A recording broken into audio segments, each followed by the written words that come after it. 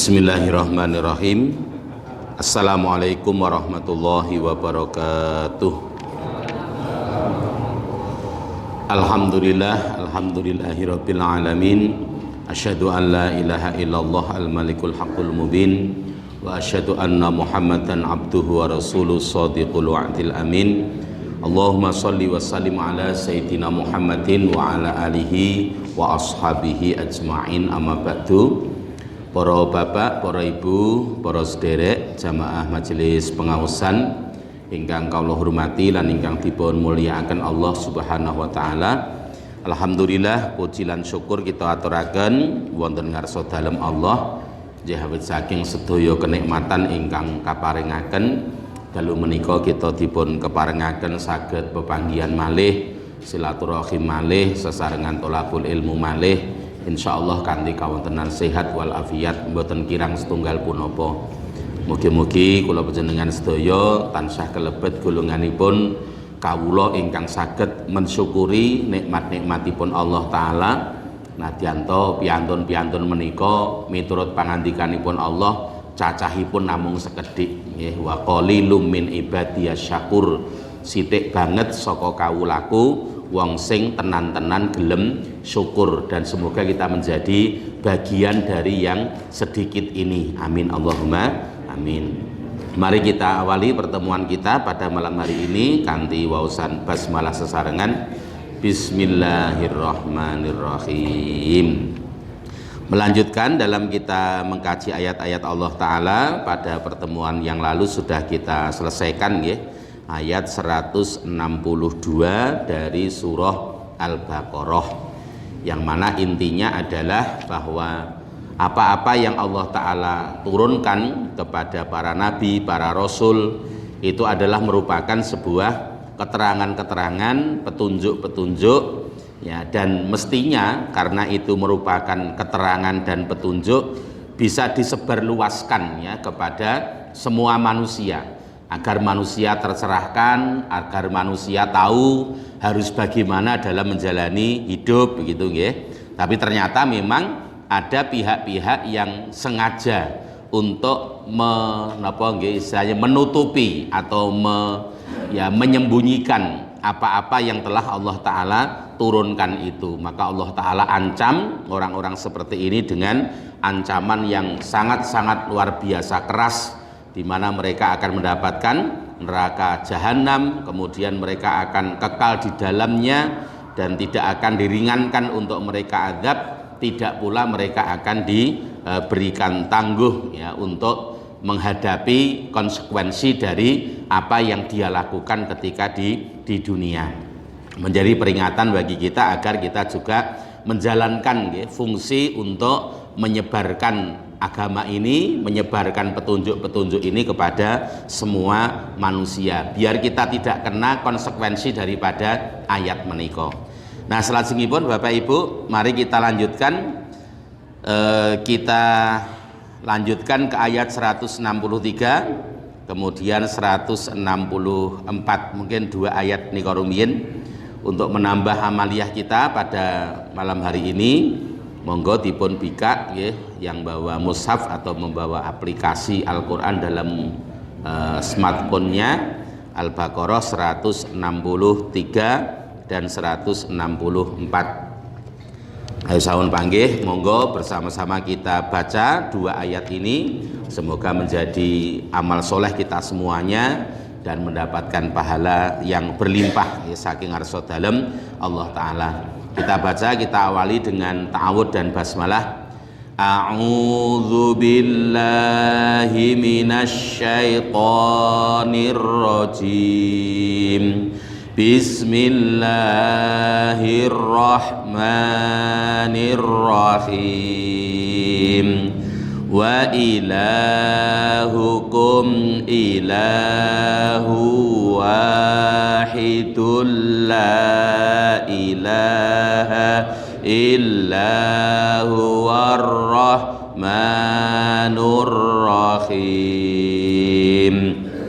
Inna fi khalqis samawati wal ardi wa ikhtilafil laili wan nahari wal fulkil lati tajri fil bahri bima yanfa'un nasa wa ma anzalallahu minas samai mimma'in ya bihil arda ba'da mautiha wa batha fiha min kulli dabbah wa tasrifir riyahi was sahabil musakhkhari bainas samai wal ardi la ayatil liqaumin yaqilun. Sadaqallahul azim. Setelah di ayat-ayat sebelumnya kita diingatkan oleh Allah Ta'ala tentang beberapa kondisi, situasi, termasuk tentang beberapa tempat atau beberapa perbuatan yang notabene itu adalah situasi, kondisi, tempat, perbuatan yang memang sejak awal merupakan syariat dari Allah Subhanahu wa Ta'ala dan sampai kepada junjungan kita Nabi besar Muhammad Sallallahu Alaihi Wasallam. Kalau kemudian di tengah jalan kok ada sesuatu yang menyimpangkan semua itu, maka dipastikan oleh Allah Ta'ala ini adalah penyimpangan. Taruhlah misalkan ketika kita bicara kiblat ya di awal juz kemarin itu ya jelas sekali begitu nggih. Allah Ta'ala mengingatkan kepada kita kiblat itu ya dari awal itu ya ke Ka'bah. Kalau kemudian ada penyimpangan ya itu sesuatu yang memang mungkin ya, di satu sisi ada satu kehendak dari Allah Ta'ala untuk merubahnya, tapi ketika memang itu kehendak Allah dan kemudian dikembalikan lagi ke kondisi semula, mestinya orang bisa memahami dan menerima itu dan tidak justru membuli apa yang dilakukan oleh Allah Ta'ala dari pengembalian arah kiblat orang yang beribadah kepada Allah.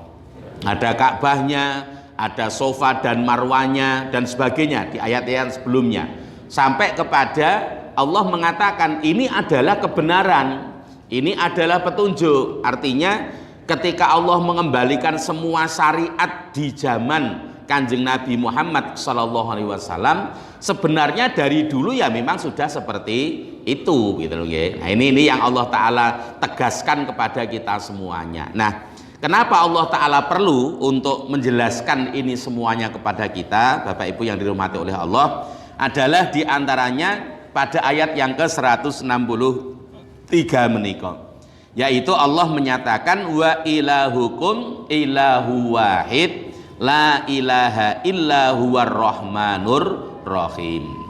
Ya, jadi kalau kita misalkan bicara tentang kiblat begitu nggih. Kenapa kiblat dari Baitul Maqdis kemudian kok dirubah ke Ka'bah? Allah mengatakan bahwa Ka'bah itu memang rumah pertama yang dibangun sebagai kiblat manusia untuk beribadah. Ya, kalaupun ada perubahan saat itu karena memang kehendakku merubahnya dan sekarang aku kembalikan kepada apa yang semula berjalan sesuai dengan kehendakku dulu. Berarti niku dibalekke melih kalih panjenenganipun Allah Ta'ala. Sehingga kiblatnya misalkan nggih Nabi napa menika Ibrahim itu ya ke Ka'bah, kiblatnya Nabi Musa itu ya ke Ka'bah, kiblatnya Nabi Isa itu ya juga ke Ka'bah, sampai kemudian kiblatnya Kanjeng Nabi Muhammad Sallallahu Alaihi Wasallam itu pun juga ke Ka'bah begitu. Sofa Marwa misalkan itu menjadi tempat untuk melakukan ritual peribadahan kepada Allah Ta'ala. dengan cara-cara yang telah ditentukan oleh Allah. Maka kemudian Allah Ta'ala tegaskan itu kembali bahwa Safa Marwah ini termasuk sya'airillah, syiar-syiarnya Allah Ta'ala. Maka tidak ada dosa bagi mereka yang akan melakukan sa'i, yaitu tawaf antara kedua bukit itu. Dikembalikan lagi semuanya kepada Allah Ta'ala. Nah, ternyata ini semua adalah dalam rangka untuk menegaskan bahwa ilahukum ilahu wahid. Tuhan kalian adalah Tuhan yang satu. Jadi Tuhan yang disembah di zaman Nabi Ibrahim itu ya Allah, bukan yang lain. Tuhan yang disembah pada zaman Nabi Musa itu ya Allah, bukan yang lain. Tuhan yang disembah pada zaman Nabi Isa itu juga Allah, sampai kemudian Tuhan yang disembah di zaman Kanjeng Nabi Muhammad sallallahu alaihi wasallam itu ya hanya satu, nggih menika panjenenganipun Allah Subhanahu wa taala. Nah, apa yang ditegaskan oleh Allah ini otomatis itu nggih membantah kebenaran orang-orang yang menuhankan selain Allah di satu sisi, tetapi mereka mendakwakan mengikuti ajaran para rasul ataupun para nabi dari Allah Subhanahu wa taala. Nah, ngoten. Jadi kalau misalkan ada orang di zaman Nabi Musa itu menganggap Uzair itu adalah Allah atau Uzair adalah anaknya Allah, nah, jelas itu sesuatu yang keliru, salah. Karena tidak pernah Nabi Musa mengajarkan hal yang seperti itu. Kalau pada zaman Nabi Isa ada orang yang menganggap Nabi Isa itu adalah Allah atau anaknya Allah, misalkan begitu, atau salah satu dari unsur Tuhan begitu, maka dengan ayat menika Allah menegaskan keliru. Karena sebenarnya Tuhan yang diajarkan Nabi Isa untuk disembah kepada kaumnya itu ya hanya Allah Subhanahu wa taala saja, sampai kepada panjenenganipun Kanjeng Nabi Muhammad sallallahu alaihi wasallam. Nah, ya, jadi itu Tuhan kalian adalah Tuhan yang satu. Satu dalam pengertian tidak ada yang lain yang patut disembah, dituhankan dari sejak zaman dulu sampai dengan zaman Kanjeng Nabi Muhammad kecuali panjenenganipun Allah Subhanahu wa taala. Gitu nggih. Niki penegasan saking ngarsanipun Allah. Nah, sehingga nanti begini Bapak Ibu. Ketika Allah taala menegaskan bahwa apa yang aku firmankan dalam Al-Qur'an ini dan kejadian apapun yang terjadi terkait dengan syariat-syariatku yang akhirnya aku kembalikan semuanya sebagaimana mestinya, itu menunjukkan bahwa Tuhan kalian hanya satu, yaitu Allah. Maka nanti dalam beberapa ayat Allah juga akan mengatakan kepada orang-orang yang sudah menyalahi kepada ketentuan-ketentuan Allah Ta'ala itu.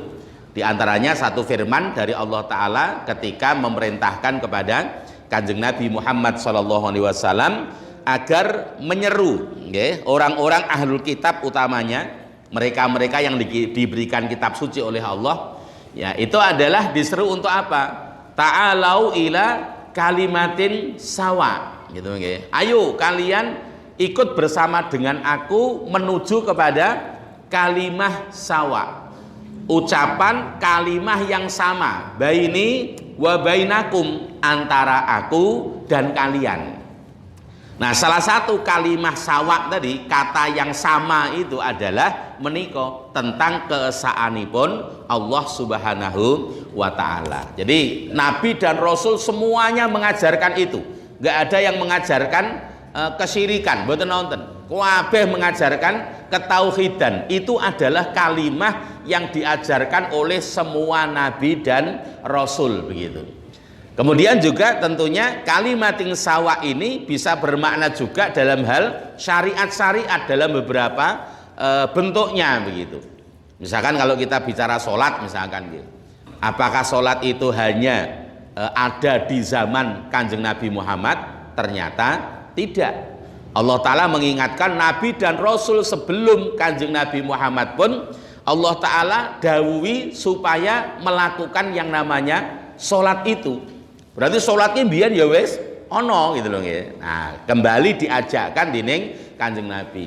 Kalau orang-orang ahlul kitab Yahudi Nasrani kok kemudian tidak melakukan sholat dengan mengatakan bahwa ini yang diajarkan oleh Nabi kami, Rasul kami, maka apa yang mereka katakan itu adalah kebohongan. Itu menutupi kebenaran apa yang diwahyukan dening ngarsanipun Allah Ta'ala kepada Kanjeng Nabi Musa ataupun kepada panjenenganipun Kanjeng Nabi Isa. Maka diajak, ayo nek pancen kowe iman karo Nabi Musa, Nabi Isa, kita punya kalimat yang sama, la ilaha illallahnya sama, kemudian ibadahnya juga ada kesamaan-kesamaan yang perlu kita jalankan sebagaimana mestinya. Nanti dalam ayat yang lain Allah Ta'ala akan ingatkan kepada kita tentang ayat itu. Jadi diajak kepada kalimating sawa itu nggih. Menika. Ayat artinya wa ilahukumul haqiqi bil ibadah ilahun wahidun. Bahwasanya Tuhan kalian yang berhak untuk diberikan peribadahan itu adalah Tuhan yang satu. Tuhan yang satu dalam pengertian tidak ada yang lain, atau Tuhan yang satu dalam pengertian ini adalah Tuhan yang esa.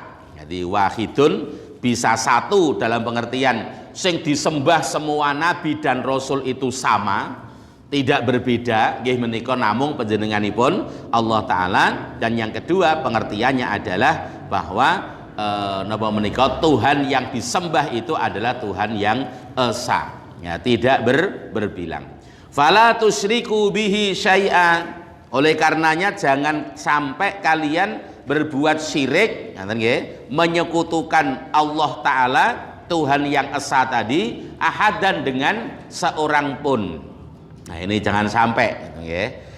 Nah Bapak Ibu yang dimuliakan oleh Allah Subhanahu Wa Ta'ala, sebenarnya kalau kita melihat kepada beberapa konteks ayat Al-Quran itu, orang-orang jahiliyah, orang-orang jahiliyah itu ketika mereka ditanya tentang siapa yang menciptakan langit, menciptakan bumi dan seisinya, ternyata mereka menjawab Allah, bukan Lata, bukan Uzza, dan bukan Manata. Apakah kemudian dengan hal seperti itu berarti orang-orang Arab jahiliyah itu tidak berbuat syirik? Wong nyatanya mereka meyakini kok bahwa yang membuat langit, bumi dan seisinya itu adalah panjenenganipun Allah Ta'ala. Ya sebenarnya mereka tetap berbuat syirik dan itu sesuatu yang terlarang. Sehingga nanti para ulama menyatakan kepada kita semuanya, asyirku bihi dorbani. Syirik kepada Allah Ta'ala itu ada dua macam bentuk, ya, dua kategori. Yang pertama adalah syirkun fil uluhiyati wal ibadah. Syirik dalam kaitannya dengan menuhankan dan menghambakan diri.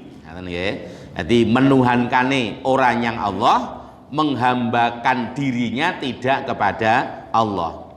Bi ayat taqidal mar'u anna fil khalqi man yusyarikullaha au yu'inuhu fi af'alihi. Bentuknya apa? Yaitu ketika seseorang meyakini bahwa di dalam penciptaan ini ada yang membantu panjenenganipun Allah Ta'ala, ada yang membersamai panjenenganipun Allah Ta'ala dalam tindakan-tindakan dan perbuatan-perbuatannya.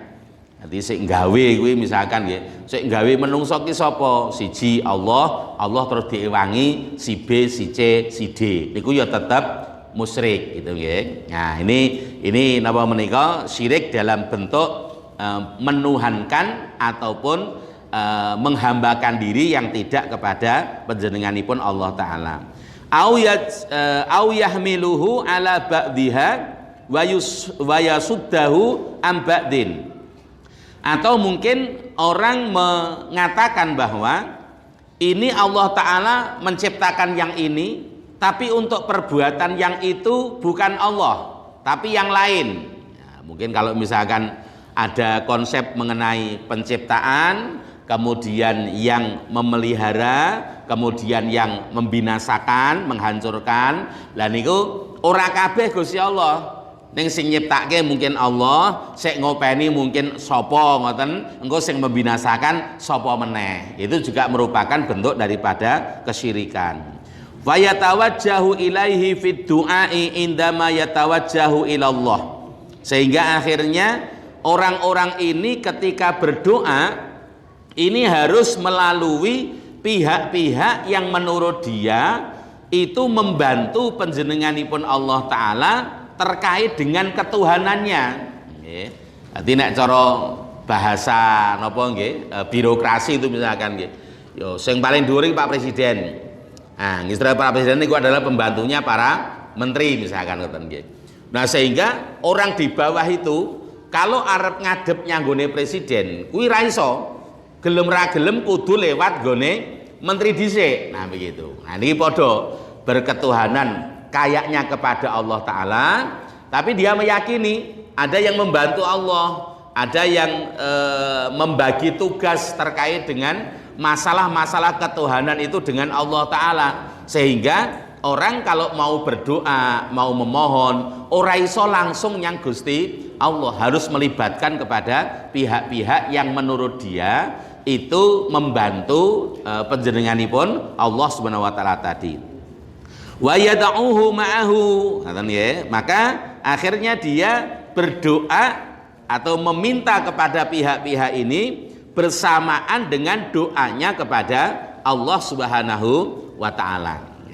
Atau au yad'uhu min dunillah, atau dia hanya berdoa kepada pihak-pihak yang membantu tadi menurut dia dengan tidak perlu meminta kepada panjenenganipun Allah Subhanahu wa ta'ala. Nah, ngoten nggih. Liyuksifa'an hudharran au yajlib lahu naf'an, dalam rangka untuk mungkin mendapatkan ya fasilitas begitu, terbebas dari mungkin keburukan-keburukan dan juga bisa mendapatkan kemanfaatan. Nah, gitu nggih. Jadi ini yang pertama, dia kayaknya beribadah, berdoa, ngoten nggih. Tapi yang dituju itu tidak panjenenganipun Allah, karena dia yakin Allah itu punya pembantu. Maka dia akan beribadah itu arahnya pada pembantu tadi. Utamanya misalkan dalam bentuk yang paling mudah itu adalah ketika orang-orang ini berdoa gitu nggih. Nah, itu, dan itu merupakan satu keyakinan yang jelas batil. Jadi ampun dipadakne ketuhananipun Allah Ta'ala dengan kekuasaan dalam birokrasi kehidupan manusia. Genah ora padha nggih. Nah, birokrasi ini menungso niku ya pasti wong dhuwur niku iso dadi wong dhuwur ki mergo ana sing ngewangi kok gitu. Lah langsung ngewangi niku lak sing edo katut mulya niku lak mergo ngewangi niku kan ngoten nggih. Lah niku nek arep nyang rono kuwi nek gurmara dhewe ya ora patut dianggep. Tapi nek liwate niku wau wong sing ngewangi dhuwuran niku wau ya mungkin rada dipertimbangkan kan ngoten to. Gampangane itu kan birokrasinya manusia, dan itu real kita lihat dalam kehidupan kita. Saya kemarin juga ngaji ke kalau Jumat kan ke Puncak Solo nggih. Jenengan nek lewat napa Mojosongo arah teng SMA 8 itu jalannya kan Masya Allah ya, kaya ampiang Pak, grondal niku, pun bolong-bolong itu. Ya, saya katakan nyun ngapunten Pak, napa daerah mriki niku termasuk rada duwe dosa politik tok ngene iki. Lho nggih, dosa politik pripun to Parno? Nggih. Mergone kampung kula niku nggih tau ngalami ngeten iki. Nanti sajake iki rada kecelepretan dosa politik sithik gitu. Ya, karena ya ngen kula niku dulu nggih di kampung saya itu mengajukan perbaikan jalan niku. Sik gaweke proposal, sik ngeterke proposal niku jane wis nganggo jalur lho jane niku. Jane wis nganggo jalur niku. Nggih, itu ngantek wonge wis mati niku ora disetujoni. Ya pripun gitu. Karena apa? Ya sebenarnya di daerah saya itu mayoritas itu yang menang ya napa menika pemenang gitu. Pemenang yang saat ini menang. Tapi sebelah kula, RT sebelah kula niku yang menang ini nggak pernah menang gitu loh. Jadi dikira ki nggon aku jek bagiane etan kula niku. Mula etan kula dalane ra tau didandani, nggen kula melu-melu ra tau didandani. Wah, kena celepretan dosa politik cah aku ngono, ngeten nggih. Ya akhirnya kemudian saya punya teman yang dia punya dia termasuk kader begitu. Kemudian upload status ngoten nggih. Terima kasih Bapak ini dari begini atas bantuannya sudah napa jenengane menghot mic jalan di kampung kami. Langsung kula bel. Mas, jalurmu sapa? Aku ngono gitu. Wo, jalur kula nggih, jalur sing anu Pak, sing cedhak Pak gitu. Lah nggon aku kok ngejoke kademben sebenarnya kok ora ndang-ndang gol, padahal nggon aku ya isine iki ya wong-wong bolo-bolomu kuwi lho ngoten niku. Nggih jenengan sinten sing biasane anu si A niku, nggih wonge kula bele ngoten gitu. Dibel niku let rong dina mara, nggawa meteran di surung ngoten niku Pak. Uduk alhamdulillah sajake arep diaspal kae. Lah kok sing ngenteni 2 tahun ya urung diaspal meneh, lah dalah gitu. Ya kemudian pas waktu reses waktu itu delalah teng kampung kula. Ya resesnya itu anggota DPRD langsung vulgar Pak, saya katakan waktu itu nggih Pak sampean iki lali to nggih dititipi proposal wong sing titip sing ngantek mati seprene gitu, dan bahkan kita susuli berkali-kali gitu nggih. Akhirnya baru setelah reses itu alhamdulillah nggih kula akhirnya di napa jenengane di hot mic niku wau. Niku nek iklim menungso ngoten Pak, artinya itu kan memang permainan luar biasa. Jadi nek jenengan pengen misalkan kampungnya di dandani jaluk dana itu yo melu jalur niki wau gitu, pembantu niki wau sing tahu ndadekke wong niku wau dadi wong dhuwuran ngoten nggih. Nek liwat jalur liyane ora mungkin no. Iki kira-kira liwat jalur liyane iki sapa sing nggawa iki? Si anu niku Pak. Kae biar ra ndukung aku wae tresepke ora mungkin tanda tangani lho niki to. Tapi nek sing nggawa ngoten niku kan wah iya iki wong ndukung aku biyen sing ndadekke aku iki kok ngoten gitu. Ya diperhatikan ngoten nggih. Niku birokrasine menungso. Kita nggak begitu kalau penjenenganipun Allah Ta'ala. Jadi kita nggak perlu, kita akan melibatkan ya pembantu ini pun Allah, karena memang Allah Ta'ala tidak seperti birokrasinya manusia. Lah niki termasuk syirik yang juga tidak diperkenankan ya, ketika kita berkeyakinan kepada Allah Ta'ala dengan keyakinan yang seperti itu gitu. Kemudian yang kedua adalah syirkun bihi fir rububiyah. Syirik kepada Allah Ta'ala dalam kaitannya tentang ketuhananipun Allah Subhanahu wa Ta'ala. Bi ayyus nida al khalqa wa tadbiro ila ghairihi ma'ahu. Nggih menika ketika kita menyandarkan penciptaan atau pengurusan penciptaan ini kepada selain panjenenganipun Allah Subhanahu wa Ta'ala. Au akhadha ahkamaddin min ibadatin wa tahlilin wa tahrimin min ghairi kutubihi wa wahyihi alladzi ballaghahu anhu ar-rasulu. Atau mengambil hukum agama, mengambil napa menika tata cara peribadahan, permasalahan halal dan haram tidak dari kitabipun Allah Subhanahu wa Ta'ala, atau tidak dari wahyu-wahyunya yang disampaikan oleh para utusan. Istinadan ila anna man ya'khudha anhumuddin hum a'lam bi muradillahi, dengan anggapan bahwa apa-apa yang mereka ambil itu terambil dari orang-orang yang lebih tahu tentang kehendakipun Allah Subhanahu wa Ta'ala. Nah, niki juga merupakan satu perbuatan syirik yang tidak boleh dilakukan. Tadi kalau panjenengan misalkan menetapkan hukum tapi tidak dengan hukumnya Allah, karena merasa hukumnya Allah itu jelek. Hukumnya orang lain, manusia, buatan manusia itu lebih baik, lebih utama. Sebenarnya di situ ada kesyirikan, gitu ya. Kemudian perkara halal dan haram, iki halal, iki haram, tidak berdasar pada ketentuan-ketentuanipun Allah Subhanahu wa Ta'ala. Sebenarnya ini pun juga ada unsur kesyirikan dan ini pun tidak diperkenankan, karena bagi kita hukum itu yang menetapkan hanya Allah. Tata cara ibadah itu ketetapannya juga dari Allah. Halal haram itu semuanya juga dari Allah Subhanahu wa Ta'ala, tidak boleh dari yang lain-lain. Nah, jadi ketika kita mengambil itu sebagai sesuatu yang istilahnya pokok untuk kita kerjakan, insya Allah kita hanya berpedoman kepada ketentuan Allah, kita lepas dari syirik. Tapi kalau kita menggunakan yang lain-lain gitu. Nah, pada saat itulah kita menjadi orang yang peluang kesyirikannya itu sangat besar sekali gitu nggih. Nah, maka ada yang Allah Ta'ala firmankan misalkan begini nggih. Allah menyindir orang-orang yang napa menika menjadikan ucapan-ucapan para pembesar-pembesar agama mereka sebagai napa nggih istilahipun rujukan utama dengan mengesampingkan apa yang Allah Ta'ala firmankan di dalam kitab sucinya. Allah mengatakan ittakhadhu ahbarahum wa ruhbanahum arbabam min dunillah. Orang-orang Yahudi Nasrani itu ya, secara tegas nanti Allah akan katakan begitu, atau bahkan mungkin juga orang musyrik itu juga sama begitu ya, telah menjadikan para pendeta-pendeta, para rahib-rahib mereka sebagai rob, nah, gitu, sebagai Tuhan-Tuhan min dunillahi, selain Allah Subhanahu wa ta'ala.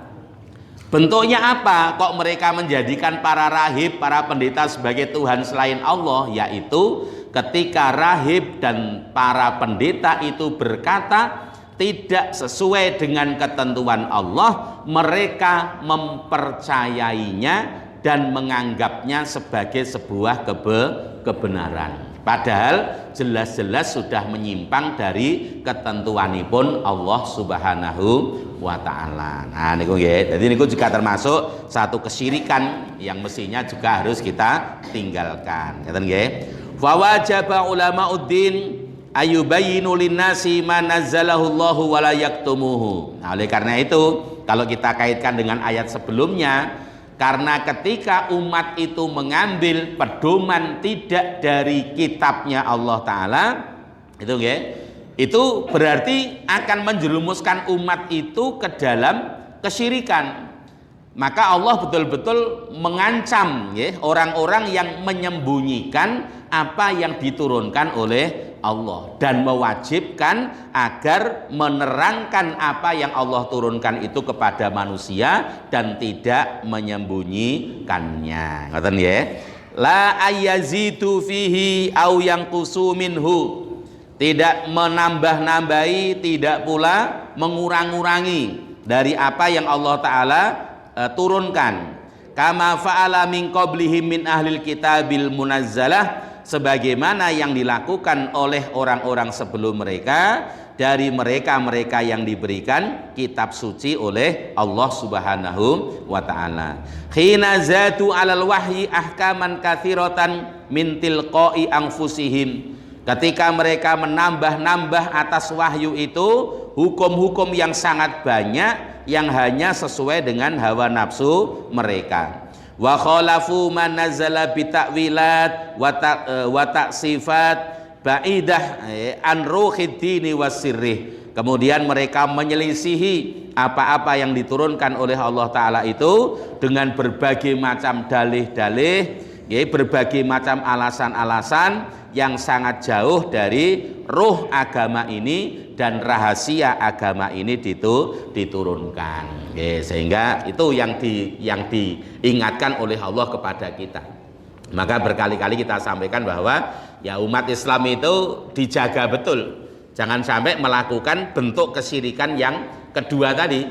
Jadi bagaimana kita sikap-sikap terhadap ulama, itu tetap harus sejalan dengan ketentuan-ketentuanipun Allah Subhanahu wa ta'ala. Tidak boleh sembarangan. Jadi ora kena sak-sake. Nah, kadang-kadang kita ini kan sudah terbuai dengan sebutan-sebutan. Tapi kita lengah dengan isi dari apa yang disampaikan oleh orang-orang dengan sebutan-sebutan itu. Kan ngoten nggih. Teng Indonesia niku anggere sebutane ustadz, kiai, gus, wah niku wis sebutan keren-keren niku. Kadang-kadang umat itu ketika sudah mendengarkan ucapannya orang dengan gelar-gelar ini, percayane niku langsung 100% ora tido.